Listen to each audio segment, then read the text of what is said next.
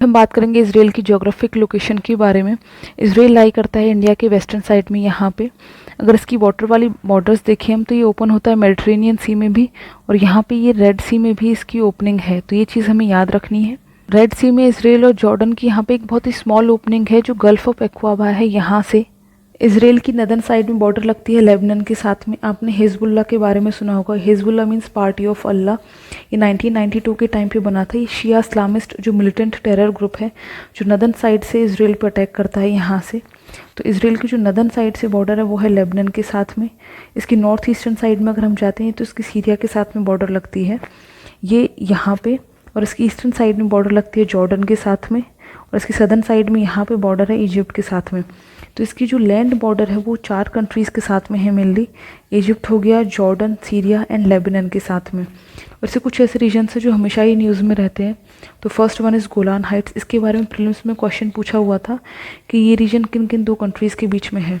इसको जो 1967 में 6 डे वॉर हुआ था बिटवीन जो इसराइल और जो अरब जो स्टेट्स इन सभी के बीच में हुआ था, और 6 दिन तक चला था। इसको जून वॉर भी बोलते हैं। इसमें इसराइल जीत गया था। जितने भी ये रीजन्स हैं इसराइल के कंट्रोल में आज, ये उसी टाइम पे इसके कंट्रोल में आए थे जो 6 डे वॉर था। तो गोलान हाइट्स वाला जो रीजन है ये बिटवीन इसराइल और सीरिया है, सीरिया के बीच में ये रीजन है, ये उसी टाइम पे इसके कंट्रोल में आया था। याद रखना है कि जो गोलान हाइट्स वाला जो रीजन है ये है बिटवीन सीरिया एंड इसराइल के बीच में। जो अगला रीजन न्यूज़ में आता है वो है वेस्ट बैंक। वेस्ट बैंक इसको इसलिए बोलते हैं कि यहाँ पे जो जॉर्डन रिवर फ्लो करती है ये यहाँ पे डेड सी है। डेड सी भी सी रिवर यहीं इसी के थ्रू फ्लो होती है। तो ये जो जॉर्डन रिवर के वेस्टर्न साइड में होने के कारण इसको वेस्ट बैंक बोलते हैं।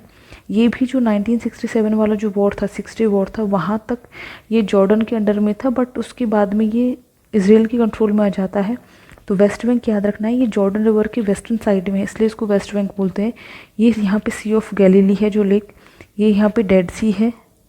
और उसके बाद में जो एक और रीजन है जो अभी जो रिसेंट टेरर अटैक हुए हैं इसराइल पे, डायरेक्ट अटैक हुए हैं, वह मिसाइल हो गए, सुसाइड बॉम्बिंग्स हो गई, सिविलियंस को वहाँ पे किडनैप किया जा रहा है, ये सारा काम हो रहा है यहाँ पे जो गाज़ा स्ट्रिप है इसकी, ये एक छोटी सी स्ट्रिप है, इस वाले रीजन से हो रहा है जो कि मेडिटेरेनियन जो सी है यहाँ पे इसकी ओपनिंग है।